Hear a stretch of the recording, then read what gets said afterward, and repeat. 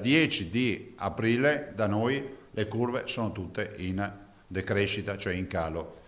Alla luce di questo noi vogliamo preparare l'apertura per il 18 di maggio. 18 maggio è la deadline, la linea limite per riaprire attività negozi. Noi pensiamo che il 1 giugno sia un'era glaciale, cioè sia troppo tempo.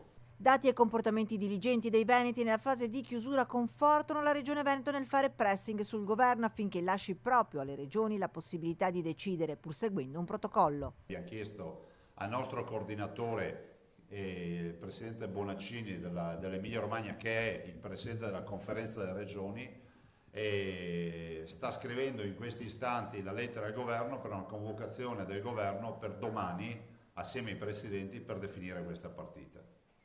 Guardate, è fondamentale che si deleghino le regioni. Ormai insomma i binari all'interno dei quali muoversi ci sono, quindi non c'è nulla da inventare, no? Ci sono le linee guida dell'INAIL, se non ci fossero ci sono le linee guida che la nostra regione ha già stilato per ristoranti, per barbieri, parrucchieri o quant'altro, che sono molto semplici, scritte da tecnici della sanità, e penso che in questa direzione noi dobbiamo trovare una soluzione. La soluzione è quella di delegare le regioni a provvedere all'apertura dal 18.